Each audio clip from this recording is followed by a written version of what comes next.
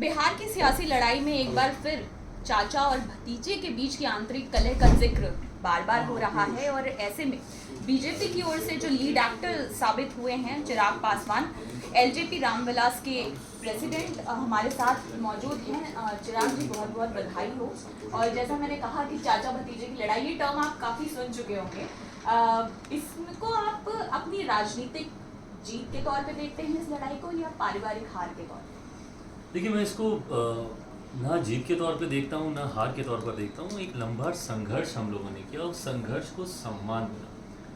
हम लोग राजनीति में, गठबंधन में हम लोगों ने हमेशा कभी भी सम्मान से कोई समझौता नहीं किया। ऐसे में 2.5-3 साल से मेरे पार्टी का हर एक कार्यकर्ता बिना इस उम्मीद के कि राह के आखिर में उन्हें क्या मिलेगा या नहीं मिलेगा, सिर्फ और सिर्फ ईमानदारी से मेहनत करते रहे, जनता से जुड़ते गए, जनाधार अपना बढ़ाते गए और अपनी सोच को, अपने विचारों को, मेरे नेता के सिद्धांतों को लेकर हम लोग आगे बढ़ने का हम लोग कार्य करते रहे। ऐसे में आज जब हमारे गठबंधन में हमारी पार्टी को वो सम्मान मिला है, 5 लोकसभा की सीटें जिसकी लड़ाई हम लोगों ने लड़ी थी, मैंने हमेशा से इस बात को कहा था कि गठबंधन लोक जनशक्ति पार्टी का 2019 में उस वक्त भी संसदीय बोर्ड के अध्यक्ष के नाते एक अहम भूमिका में मैंने उस गठबंधन को पूरा किया। ऐसे में गठबंधन ने भी इन तमाम बातों को सम्मान देने का काम किया और ये जीत की बात नहीं है, हार की बात नहीं है, गर्व की बात है। गर्व होता है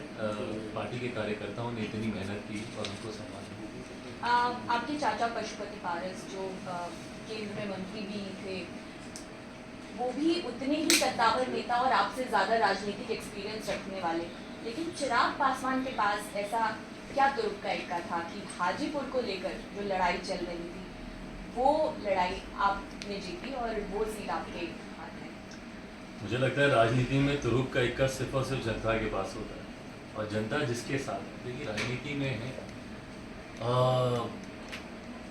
गणित भी है, इसमें समीकरण भी हैं, इसमें but everything boils down to कि जनता किसके साथ जा रही है, जनता किस पे विश्वास करती है, वो किसको अपना समर्थन देती है। और मुझे लगता है कि ये कुछ ऐसे फैसले हैं जो मेरे हाथ में तो कतई नहीं थे, ये गठबंधन के हाथ में। गठबंधन के सबसे बड़े दल भारतीय जनता पार्टी को इस पर फैसले लेने थे। और जब मैं भाजपा की बात करता हूँ, Bhajpa is a very well research party. वो अपना रिसर्च पूरा करती हैं, वो अपने फीडबैक्स लेती हैं, अपने डेटास पे काम करती हैं, स्टैटिस्टिक्स पे काम करती हैं।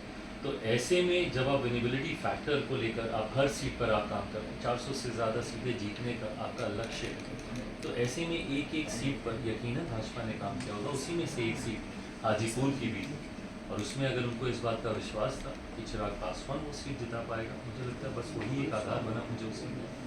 बिल्कुल, आपने कहा चुनाव समीकरणों पे होते हैं, फीडबैक्स पे होते हैं, सर्वेस पर होते हैं, लेकिन कल आपके चाचा ने मंत्री पद से इस्तीफा दे दिया। आजकल ये भी है कि शायद वो इंडिया अलायंस भी जा सकते हैं।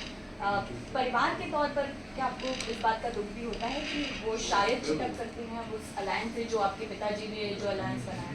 देखिए, वो तो खैर 2.5-3 साल पहले ही हो गया था और यकीनन मैं उन दुख तकलीफ़ों में से मैं निकला हूँ। मेरे नेता, मेरे पिता, जिनके ऊपर आरोप भी लगाए जाते थे कि भाई वो परिवार को देखते हैं, बट हकीकत भी है कि उन्होंने अपने रहते हुए ना कभी परिवार ना कभी पार्टी को टूटने दिया। और जिसका जिक्र आपने किया कि चाचा भतीजा बहुत सुनते हैं, हकीकत है मैं बहुत सुनता हूँ, बट हम लोग जिस परिवार से आते हैं, हम लोग क्या चाचा भतीजा की इक्वेशंस ही नहीं होती हैं। हम लोग हमेशा मझले पापा, छोटे पापा, बड़े पापा, इसी तरीके से करके हम लोग बात करते हैं। तकलीफ मुझे 2.5-3 साल पहले भी इसी बात की थी कि जब पापा के जाने के बाद मैंने आपको उन्हीं की जगह पर देखा।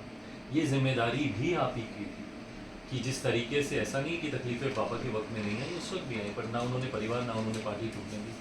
पर आज जब वो इस भूमिका में, उनकी जिम्मेदारी थी कि परिवार को भी जोड़ कर रखते, पार्टी को भी जोड़ कर रखते, पर जिस तरीके से 3 साल पहले उनके लिए गए कुछ फैसलों की वजह से पार्टी टूटी, परिवार टूटा। दुख मुझे इस बात का कि पापा ने जिस चुनाव चिन्ह को चुना था, उन्होंने पार्टी के जिस नाम को चुना था, वो तक फ्रीज़ हो गया और आज की भी तारीख में चुनाव आयोग के पास वो फ्रीज़ है। इन तमाम बातों में तकलीफ बहुत थी और सबसे ज़्यादा तकलीफ बस सिर्फ इसी बात की हुई कि उन्होंने मुझे कभी बेटा नहीं माना। अगर अपना मान लेते, अपना बड़ा बेटा मुझे मान लेते, तो मुझे नहीं लगता कि ये परिस्थितियाँ ही कभी उत्पन्न होती। एक बहुत दिल को छू लेने वाली बात आप कह रहे हैं, लेकिन आज परिस्थिति ये भी बन सकती है कि अगर पशुपति पारस ज्वाइन करते हैं इंडिया अलैंस तो शायद हाजीपुर, जिससे आपने कहा कि आप चुनाव लड़ेंगे, उसी सीट पर वो आपके प्रतिद्वंदी बन रहे हैं। बिल्कुल। और मैं अपनी मेहनत पे काम करता हूँ। मैं राजनीति में मैं बहुत सकारात्मक सोच रखने वाला मैं व्यक्ति हूँ।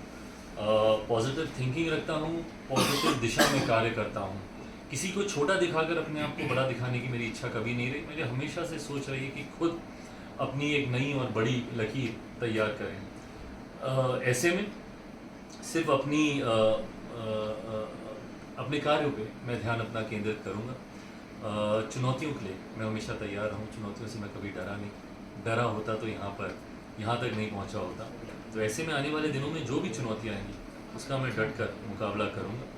और उम्मीद है, विश्वास है कि जो संघर्ष मुझे यहाँ तक लेकर आया है वो मुझे आगे अंजाम तक भी लेकर जाएगा। जैसा मैंने शुरू में कहा कि इस पूरी घमासान में आप बिहार में बीजेपी के लीड एक्टर बनकर तो उभरे, लेकिन सीटों के ऐलान से पहले ये भी अटकलें आ रही थी सामने कि आप आरजेडी के भी संपर्क में हैं। तेजस्वी यादव ने भी आपसे बात की थी, महागठबंधन में शामिल होने की अटकलें थी। इनमें कितनी सच्चाई है? देखिए, कई बार ये आरोप राजनीति में खैर आम चर्चा है ऐसे आरोप लगाना, बट मुझ पर भी लगाए जाते हैं कि प्रेशर पॉलिटिक्स कर रहा है। 2020 में भी मुझे यही आरोप लगाया गया था कि प्रेशर पॉलिटिक्स कर रहा है, पर समय ने उसको सिद्ध किया कि वो प्रेशर पॉलिटिक्स नहीं थी। उस वक्त भी सबको था कि अरे इसमें कतई ये हिम्मत नहीं है कि अकेले चुनाव लड़ेगा। अभी पिता का निधन हुआ है, मानसिक परिस्थिति ऐसी नहीं है, तो ये अकेले चुनाव नहीं लड़ेगा। ये सिर्फ दबाव की राजनीति कर रहा है, ज़्यादा सीटें ले। मैंने उस वक्त भी अपनी बातों पर मैं खरा उतरा, अकेले मैं चुनाव लड़ा। और आज भी जब ये बातें कही जाती हैं तो पुनः उसका आधार यही बनाया जाता है कि मैं बीजेपी पे किसी तरीके